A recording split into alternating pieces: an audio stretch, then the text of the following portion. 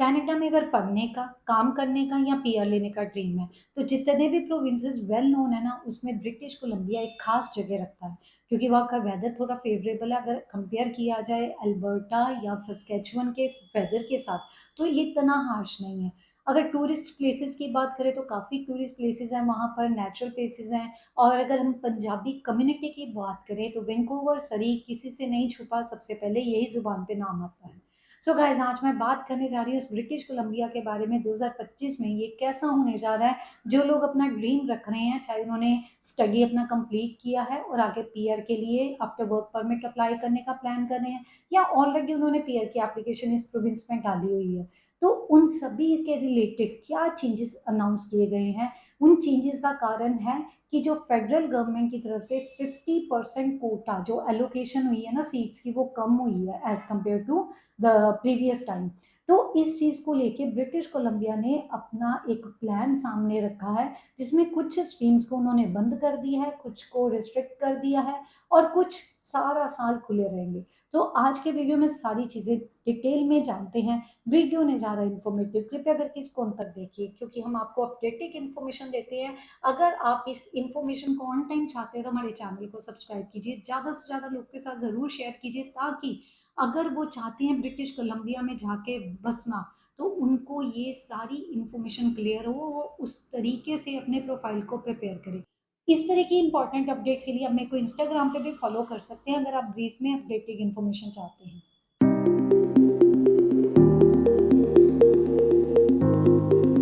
So guys, आ चुके हैं हम ब्रिटिश कोलंबिया की ऑफिशियल वेबसाइट के ऊपर, जहां पर न्यूज सेक्शन में जी ये जो रीसेंट अनाउंसमेंट हुई है 14 अप्रैल को, उसकी डिस्कशन करेंगे, जिसमें मैं आपको बताने जा रही हूँ बीसीपीएनपी किस पे फोकस करने जा रहा है। The focus area is health care entrepreneurs high economic impact candidates in 2025।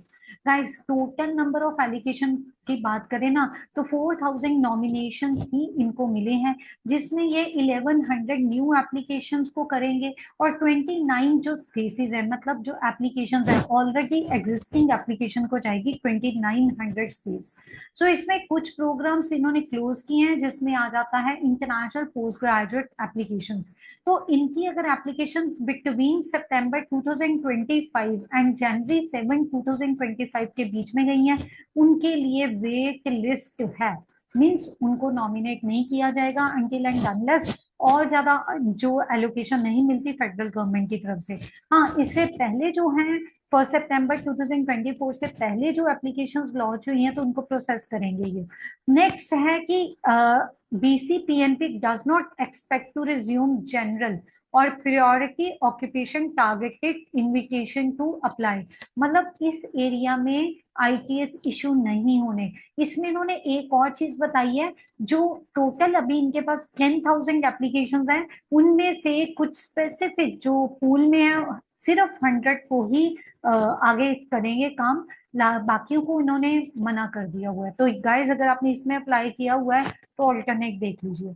Next है कि जो एवर पूरा साल चलता रहना है, 2025 के लिए एवरग्रीन है, that is entrepreneur immigration registrant, क्योंकि ये लोग ब्रिटिश कोलंबिया की इकोनॉमी में कंट्रीब्यूट करते हैं, वहां पर इनोवेशन लाते हैं, जॉब के लिए क्रिएशन रहती है, इकोनॉमिक ग्रोथ होती है।